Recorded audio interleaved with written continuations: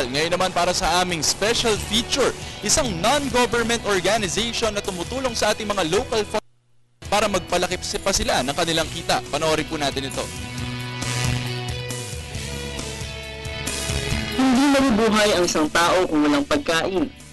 At agrikultura ang dahilan kung bakit may pagkain sa bawat mesa ng bawat pamilyang Pilipino. Mataba at malusog ang lupa ng bansa, kaya hindi nakapagtataka na sagana sa likas na yaman ng Pilipinas. Bigas. Ito ang pangunahing pagkain ng Pilipinas na may pinakamalaking porsyentong sinasaka sa ating bansa. Kung bakit bigas o kanin? Sapagkat walang tanim na trigo o wheat na pangunahing pagkain ng ibang bansa dahil masyadong mainit sa Pilipinas para makapagtanim nito. Para mas mapagyaman pa ang agrikultura at mas mapangalagaan ang karapatan ng mga magsasaka sa Pilipinas, sinikap na mabuo ang ANI o Agri-Nurture Incorporated na nagsimula noong 1997 at tumutulong upang mapabuti ang produksyon at kita ng mga nagpapakahirap na magsasaka. Nagbibigay sila ng mga fertilizers, seeds, pesticides, at mayroon lamang silang mababang interest rate kung ikukumpara sa mga local traders.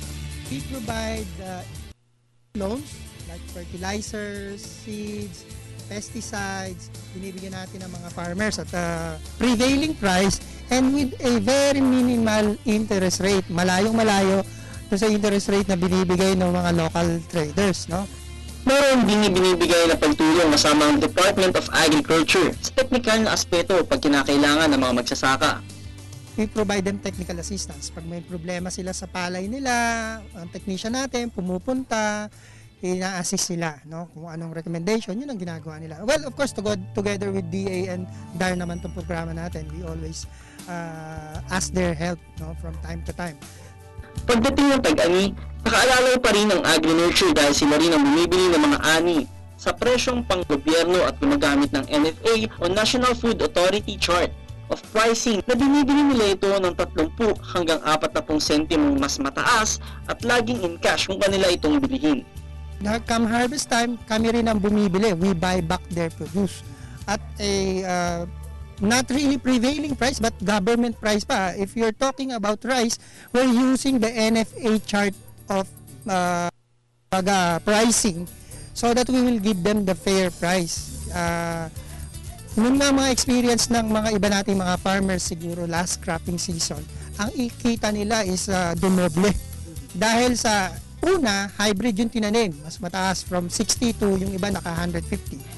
Pangalawa, yung presyo binigay natin, bumili tayo ng presyo na halos mga 30 to 40 cents higher than the usual buying price ng mga local traders. Sa pamamagitan din nito ay mas sinisipag at nakakapag-inganyo pa ng ibang magsasaka upang pahalagahan ang kanilang trabaho. Yung mga farmers na mismo, yung nag-inganyo sa mga kapitbahay nilang farmers na sumali kasi kumita talaga sila.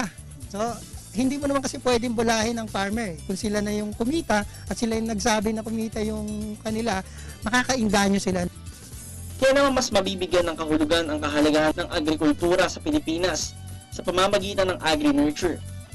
At patuloy silang tumatanggap ng mga nais pang mag-invest o makilahok sa kanilang programa upang mas maging handa at mas matatag ang bansa sa mga hamon na pinagdadaanan at pagdadaan ng agrikultura sa Pilipinas. Ito yung contribution ng Agri-Nurture sa Philippine Agriculture at saka sa DA at saka sa DAR. So we are one in uplifting the conditions of our farmers.